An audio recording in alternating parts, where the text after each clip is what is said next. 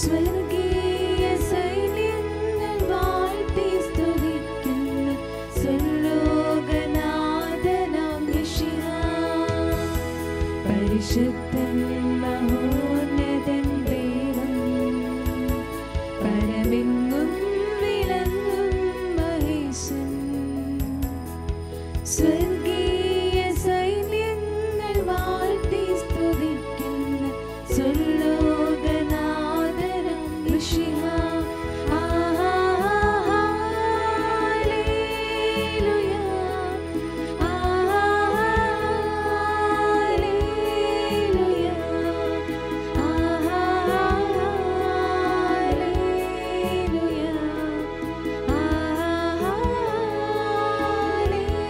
Hallelujah,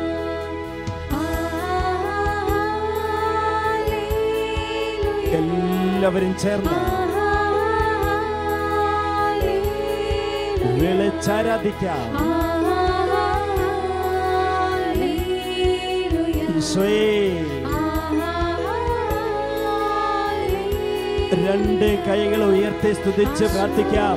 ഹല്ലേലൂയ, ഹല്ലേലൂയ, ഹല്ലേലൂയ, ഹല്ലേലൂയ, ഹല്ലേലൂയ, ഹല്ലേലൂയ. കർത്താവേ, ഞങ്ങൾ അങ്ങയെ സ്തുതിക്കുന്നു, സ്തുതിക്കുന്നു, സ്തുതിക്കുന്നു. ഈശോയെ, അങ്ങയെ ആരാധിച്ച് നന്ദി പറയുന്നു.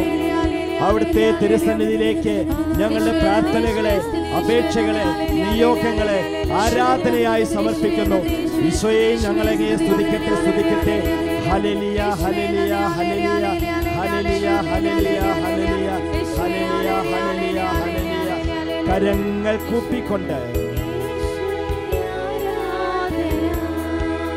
എല്ലാവരും ചേർന്ന് കർത്താവിനെ വിളിച്ചാരാധിച്ച് ഒന്ന് ചേർന്നാരാധിച്ച് എല്ലാ കുടുംബങ്ങളോടും ചേർന്ന് എല്ലാ മാതാപിതാക്കളോടുമൊപ്പം സ്വർഗനിവാസികളോട് ചേർന്ന് ഒന്ന് ചേർന്നാരാധിച്ച്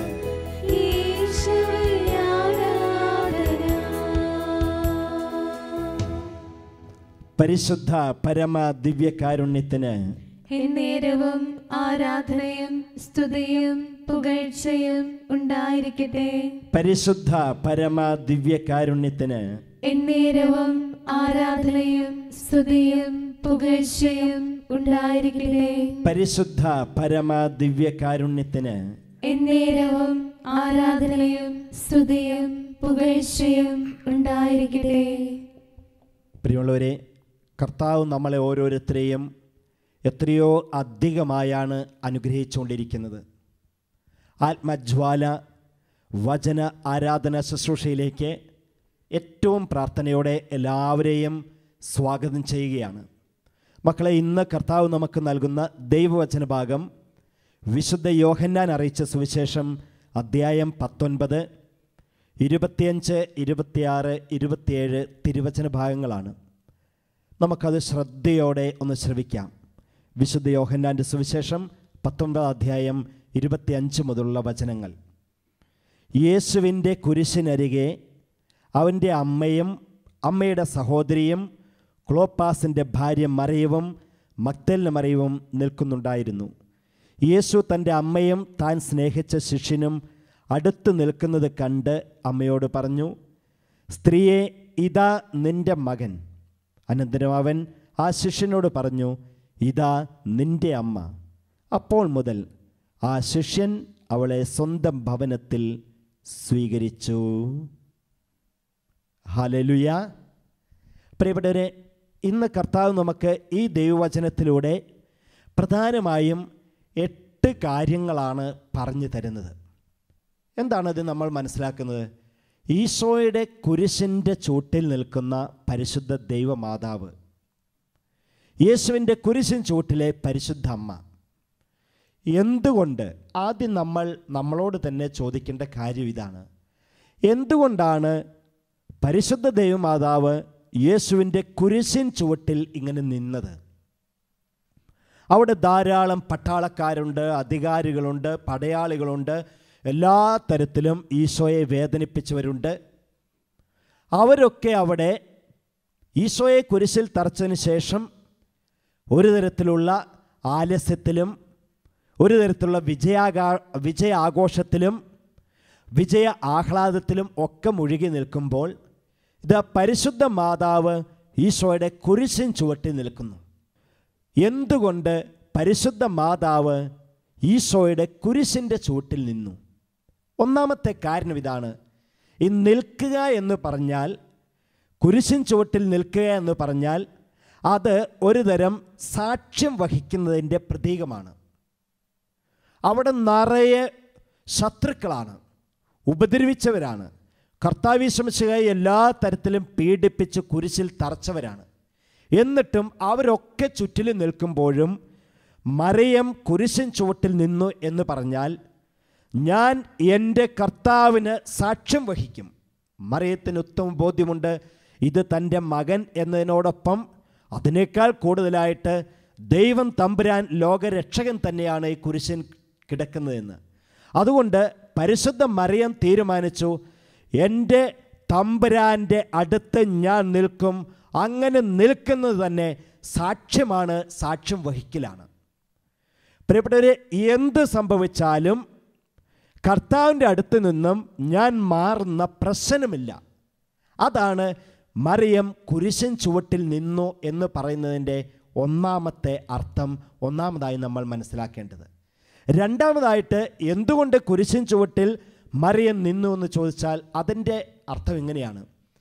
നിൽക്കുക എന്ന് പറയുന്നത്, പ്രിയപ്പെട്ടവരെ, നമ്മുടെ പ്രിയപ്പെട്ടവർ ആരെങ്കിലും സഹിക്കുമ്പോൾ, വല്ലാതെ രോഗമാകട്ടെ, ഏതെങ്കിലും ബുദ്ധിമുട്ടുകൾ വല്ലാതെ സഹിക്കുമ്പോൾ നമുക്കാർക്കെങ്കിലും റിലാക്സ് ചെയ്ത് ഏതെങ്കിലും കളികളിൽ ഏർപ്പെടാൻ പറ്റുമോ? പോയി സിനിമ കണ്ടിരിക്കാൻ പറ്റുമോ? ടി വിയിലെ എൻ്റർടൈൻമെൻറ്റ് പ്രോഗ്രാം കണ്ട് ആസ്വദിച്ചിരിക്കാൻ പറ്റുമോ? പറ്റില്ല. അതായത് നമ്മുടെ പ്രിയപ്പെട്ടവർ സഹിക്കുമ്പോൾ നമ്മൾ ഓരോരുത്തരും അവർക്ക് വേണ്ടി പ്രാർത്ഥിക്കുന്നു. അങ്ങനെ പ്രാർത്ഥിക്കുന്നതിൻ്റെ പ്രതീകമാണ് കുരിശിൻ ചുവട്ടിൽ നിൽക്കുക എന്ന് പറഞ്ഞാൽ. അപ്പോൾ ഈ കുരിശിൻ ചുവട് എന്ന് പറഞ്ഞാൽ എന്നതാ? പ്രിയപുത്രൻ ഇതാ സഹനത്തിൻ്റെ അങ്ങേ അറ്റത്ത് കിടക്കുകയാണ്. അപ്പോൾ നമ്മുടെ ഓരോരുത്തരുടെയും ജീവിതത്തിൽ നമ്മുടെ സുഹൃത്തുക്കളോ നമ്മുടെ പ്രിയപ്പെട്ടവരോ ആരെങ്കിലുമൊക്കെ ഏതെങ്കിലും കാരണവശാൽ സഹിക്കുമ്പോൾ നമ്മൾ ചെയ്യുന്നത് പരിശുദ്ധ അമ്മ ചെയ്തതുപോലെയാണ്. നമ്മൾ ചെയ്യേണ്ടതും അങ്ങനെയാണ്. കുരിശിൻ ചുവട്ടിൽ നിൽക്കുക എന്ന് പറഞ്ഞാൽ അതിൻ്റെ അർത്ഥം പ്രാർത്ഥിക്കുക എന്നാണ്. സഹിക്കുന്നവർക്ക് വേണ്ടി, വേദനിക്കുന്നവർക്ക് വേണ്ടി പ്രാർത്ഥിക്കുക എന്നാണ് അതിൻ്റെ അർത്ഥം. ഇനി മൂന്നാമതായിട്ട് നമ്മൾ മനസ്സിലാക്കുന്നത്, പരിശുദ്ധ കന്യാമാതാവ് നമുക്കറിയാം ഒരു യഹൂദ സ്ത്രീയാണ്. യഹൂദ സ്ത്രീകൾ വിവാഹം കഴിഞ്ഞ് മക്കൾ ജനിച്ച് അമ്മമാരായി കഴിഞ്ഞാൽ അവർ പ്രിയപ്പെട്ടവരെ എല്ലാ തരത്തിലും ഒന്ന് അമ്മയാണ്, അതോടൊപ്പം ഓരോ യഹൂദ അമ്മമാരും അധ്യാപകരാണ്. തൻ്റെ മക്കളെ പ്രാർത്ഥന പഠിപ്പിക്കുന്ന ആദ്യത്തെ അധ്യാപകരാണ്. എങ്ങനെ പ്രാർത്ഥിക്കണമെന്ന്, എന്ത് പ്രാർത്ഥിക്കണമെന്ന്. ഈ യഹൂദ സ്ത്രീയായ പരിശുദ്ധ കന്യാമാതാവും തൻ്റെ മകനെ പ്രാർത്ഥിക്കാൻ പഠിപ്പിച്ചു. ആ പ്രാർത്ഥനയാണ്, കുഞ്ഞു നാളിലെ തന്നെ തൻ്റെ മകനെ പഠിപ്പിച്ച പ്രാർത്ഥനയാണ് കുരിശിൻ കിടന്നപ്പോൾ ഈശോ പറഞ്ഞതും പ്രാർത്ഥിച്ചതും. പിതാവേ, അങ്ങേ കൈകളിലേക്ക് എൻ്റെ ആത്മാവിനെ സമർപ്പിക്കുന്നുവെന്ന്. അപ്പോൾ ഓർക്കണം പ്രിയപ്പെട്ടവരെ, ഈശോ എന്ന ആ വ്യക്തി ഏറ്റവും ചെറുതായിരുന്നപ്പോൾ അമ്മ പറഞ്ഞും എഴുതിയും പഠിപ്പിച്ചു കൊടുത്ത പ്രാർത്ഥനയാണ്. ഈശോ വളർന്നു വലുതായി ഇതാ കുരിശിൽ കിടക്കുമ്പോൾ അവസാനമായി പറഞ്ഞ വാക്ക്, എൻ്റെ പിതാവേ, എൻ്റെ ആത്മാവിനെ അങ്ങേ കൈകളിലേക്ക് സമർപ്പിക്കുന്നുവെന്ന്. അപ്പോൾ എന്തിനാണ് ഈശോയുടെ കുരിശിൻ ചുവട്ടിൽ പരിശുദ്ധ മാതാവ് നിന്നതെന്ന് ചോദിച്ചാൽ, കുരിശിൻ ചുവട്ടിൽ മാത്രമല്ല, കർത്താവ് യേശുമിശിഹായുടെ ജീവിത പാതയിലുടനീളം ഈ അമ്മയുണ്ടായിരുന്നു. അവസാനം കുരിശിൻ ചുവട്ടിൽ നിൽക്കുമ്പോൾ ഈ അമ്മ പഠിപ്പിച്ചു തരികയാണ്, ഞാൻ കർത്താവ് യേശുമിശിഹായ ലോകരക്ഷകനെ അനുഗമിക്കുന്ന ഏറ്റവും ഉത്തമയായ അനുഗാമിയാണ്, ഏറ്റവും ഉത്തമയായ സാക്ഷിയാണ്. ഏറ്റവും ഉത്തമയായ ഒരു പിൻഗാമിയാണ് കർത്താവ് യേശു മിശിഹായെ അനുഗമിക്കുന്നതിലൂടെ അമ്മ ഈ ലോകത്തിലെ നമുക്ക് ഓരോരുത്തർക്കും പിന്നീടുള്ള തലമുറകൾക്ക് പറഞ്ഞു തരികയാണ്. അപ്പോൾ പ്രിയപ്പെട്ടവരെ, ഇതാണ് പരിശുദ്ധ അമ്മ കുരിശിൻ ചുവട്ടിൽ നിന്നതിൻ്റെ മൂന്നാമത്തെ കാരണം. ഇനി നാലാമത്തെ കാരണം, കുരിശിൻ ചുവട്ടിൽ ഇങ്ങനെ പരിശുദ്ധ മാതാവ് നിൽക്കുമ്പോൾ അവിടെ ശിഷ്യൻ, ഈശോയുടെ ശിഷ്യരിൽ ഒരാളായ യോഹന്നാനുണ്ട്. യോഹന്നാനെ നോക്കി പറഞ്ഞു, ഇതാ നിൻ്റെ അമ്മ. അമ്മയെ നോക്കി പറഞ്ഞു, ഇതാ നിൻ്റെ മകൻ എന്ന്. അതിലൂടെ ഈ ലോകത്തിൻ്റെ മുഴുവൻ അമ്മയായിട്ട് പരിശുദ്ധ മാതാവിനെ ഈശോ നൽകി. അതായത് കുരിശിൽ കിടന്നുകൊണ്ട് കർത്താവ് യേശു മിശിഹാ നൽകിയ ഏറ്റവും വലിയ സമ്മാനങ്ങളിൽ ഒന്നാണ് പരിശുദ്ധ കന്യാമാതാവ്. നമ്മുടെ അമ്മയായിട്ട് മറിയത്തെ ഈശോ നമുക്ക് നൽകി. ഇനി അതിൻ്റെ മനോഹാരിത നോക്കണം. അതിൻ്റെ ആത്മീയ മർമ്മം എന്ന് പറഞ്ഞാലുണ്ടല്ലോ, യോഹന്നാൻ്റെ സ്വഭാവം വിശുദ്ധ സുവിശേഷത്തിൽ എഴുതി വച്ചിരിക്കുന്നതാണ്. ഒരു തീവ്രവാദിയായ മനുഷ്യൻ, ക്ഷിപ്രകോപിയായ മനുഷ്യൻ, ഒരു തരത്തിലും കോംപ്രമൈസുകൾക്ക് തയ്യാറില്ലാത്ത ആൾ. അതല്ല ഒരിക്കൽ ഈശോയുടെ നാമത്തിൽ ഒരാൾ രോഗികൾക്ക് സൗഖ്യം കൊടുക്കുന്നത് കണ്ടപ്പോൾ, എന്നാൽ അയാൾ ഈശോയെ അനുഗമിക്കുന്നില്ല. ഉടനെ പറഞ്ഞു, കർത്താവേ അയാളെ വിലക്ക്, കാരണം നമ്മളെ അനുഗമിക്കുന്നില്ല. അത്ര ദേഷ്യമാണ്, ക്ഷിപ്രകോപിയാണ്, കോംപ്രമൈസിന് തയ്യാറില്ല.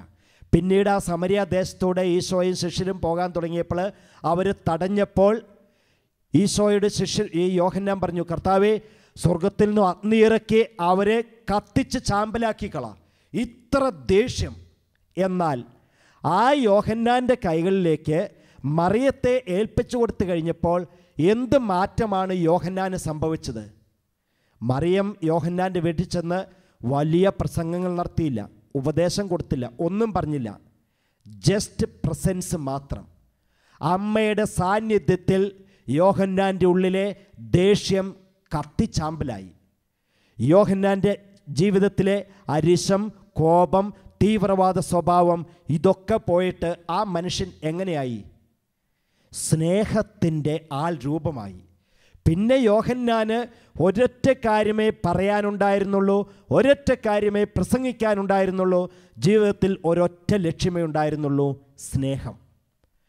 യോഹന്നാൻ സ്ലേഹ കർത്താവിൻ്റെ വചനം പ്രഘോഷിച്ച് നടക്കുമ്പോൾ എപ്പോഴും പറഞ്ഞത് ഒറ്റ കാര്യമാണ്, യേശു സ്നേഹമാകുന്നു, യേശു സ്നേഹമാകുന്നു. മരിക്കാറായപ്പോഴും യോഹന്നാൻ പറഞ്ഞുകൊണ്ട് കിടന്നു, സ്നേഹം, സ്നേഹമെന്ന്. ഇതാണ് പ്രിയപ്പെട്ടവരെ കർത്താവ് യേശു മിശിഹായുടെ അമ്മയായ മാതാവിൻ്റെ സാന്നിധ്യം ഒരാളിൽ വരുത്തുന്ന വലിയ രൂപാന്തരീകരണം. അടുത്തതായി നമുക്ക് മനസ്സിലാകുന്നത്, എന്തുകൊണ്ട് മറിയം കുരിശിൻ ചുവട്ടിൽ നിന്നു എന്ന് ചോദിച്ചാൽ, മകൻ്റെ സഹനത്തിൽ പങ്കുചേരാനായിട്ട്. ഇത് എന്നെയും നമ്മളെയും ഒക്കെ കാണിച്ചു തരുന്ന ഒരു വലിയ സത്യമുണ്ട്. സഹിക്കുന്നവരോട് കൂടെ സഹിക്കാനായി നമ്മൾ, അവരുടെ സഹനത്തിൽ പങ്കുചേരാനായി നമ്മൾ ഓരോരുത്തരും മനസ്സ് കാണിക്കണമെന്ന്. അവർ സഹിച്ചോട്ടെ, അവർക്ക് രോഗമാണോ, അവർക്ക് ബുദ്ധിമുട്ടുണ്ടോ, അവർക്ക് കടബാധ്യതയാണോ, അത് കുഴപ്പമൊന്നുള്ള കാര്യമല്ല, അത് അവരുടെ കാര്യം. അതല്ല പ്രിയപ്പെട്ടവരെ, അമ്മ നമുക്ക് പറഞ്ഞു തരുന്നത്, നമ്മുടെ പ്രിയപ്പെട്ടവരെ, നമ്മുടെ ആരെങ്കിലും ആകട്ടെ, സഹിക്കുമ്പോൾ ആ സഹനത്തിൽ പങ്കുചേരുന്നവരാകണം നമ്മളെ എന്ന്. അടുത്തതായിട്ട്, എന്തുകൊണ്ട് കർത്താവ് യേശു മിശിഹായുടെ കുരിശിൻ ചുവട്ടിൽ പരിശുദ്ധ മറിയം നിന്നു എന്ന് ചോദിച്ചാൽ, രക്ഷാകര കർമ്മത്തിൽ പങ്കുചേരുകയാണ്.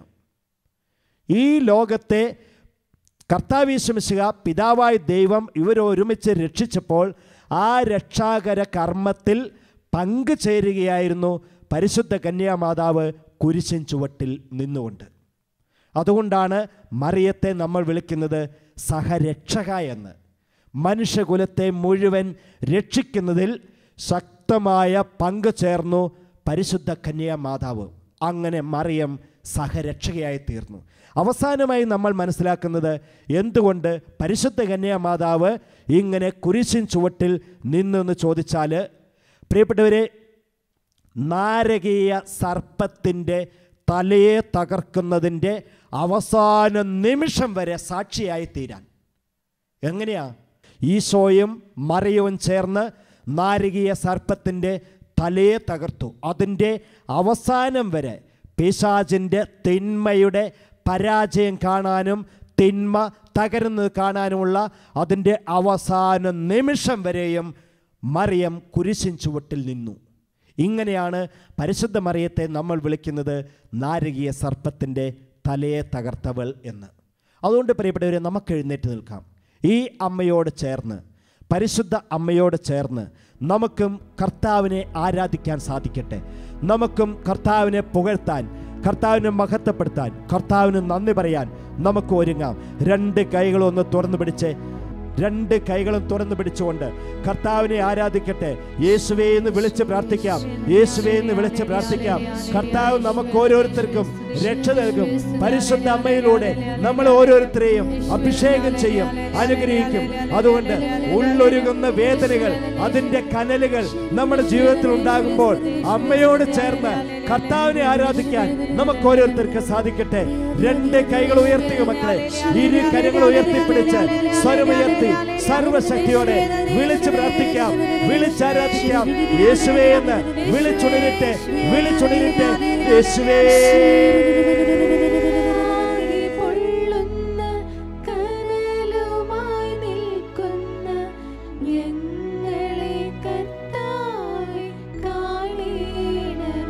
കൈകൾ യാചനാരൂപത്തിൽ പിടിച്ച്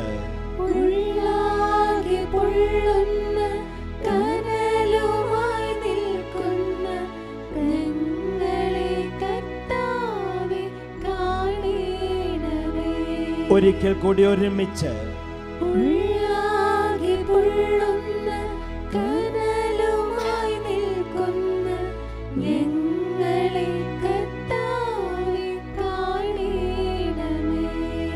മക്കളെ, കരങ്ങൾ കൂപ്പി ഈശോയുടെ ദിവ്യകാരുണ്യമായ കർത്താവിൻ്റെ മുഖത്തേക്ക് തന്നെ നോക്കുക.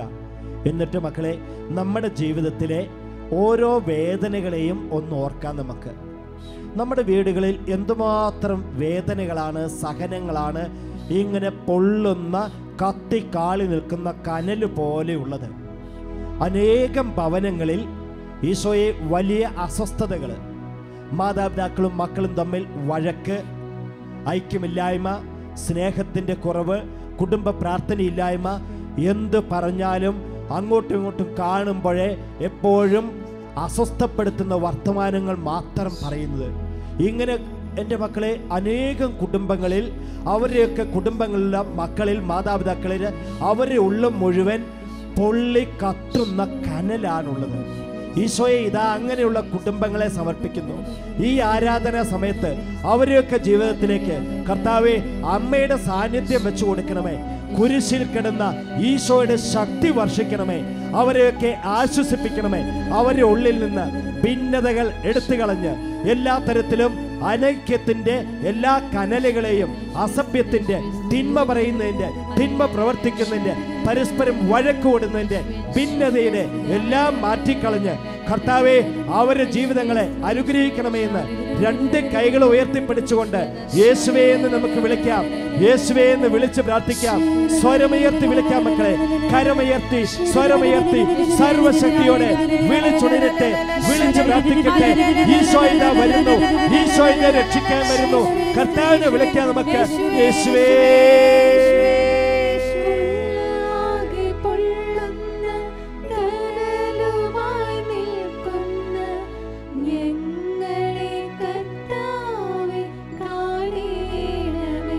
കൈകൾ യാചനാരൂപത്തിൽ പിടിച്ച്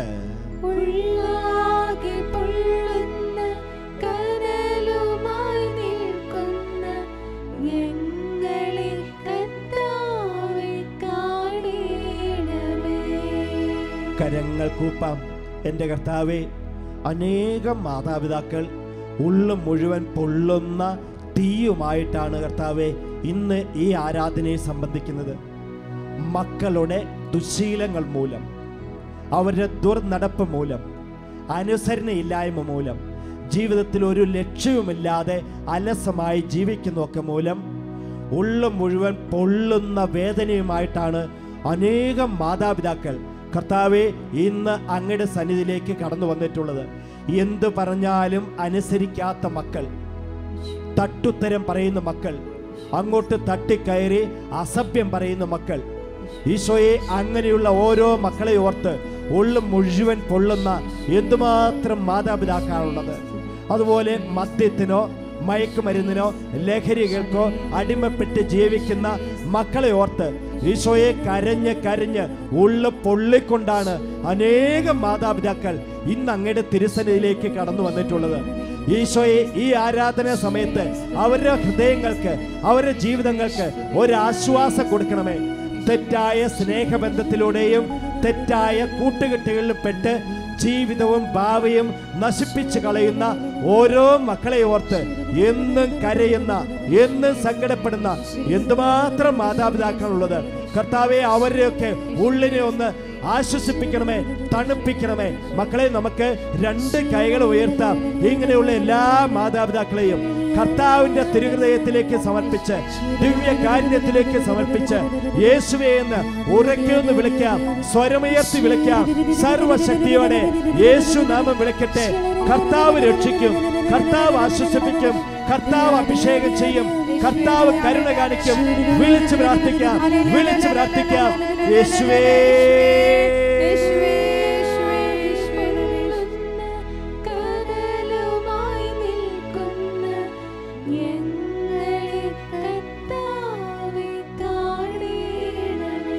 കരങ്ങൾ ഇങ്ങനെ പിടിച്ചുകൊണ്ട് എല്ലാവരും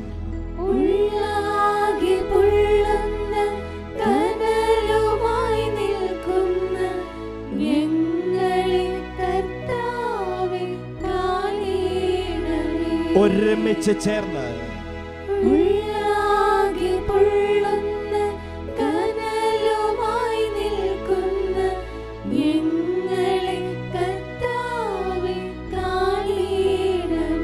മുട്ടുകൾ കുത്തിക്കൊണ്ട്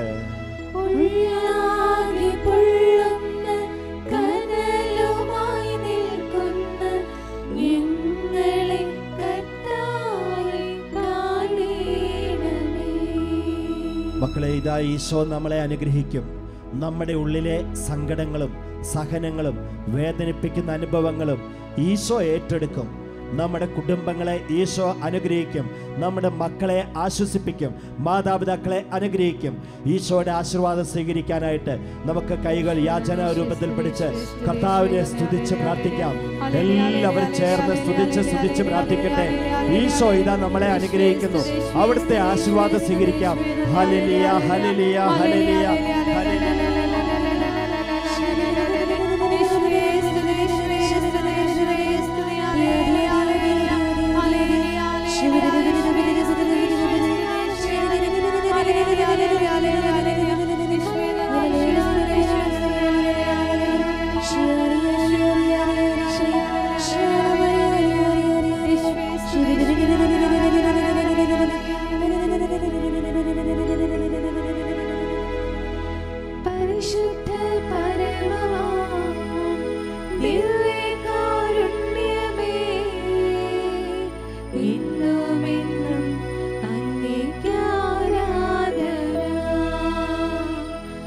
പരിശുദ്ധ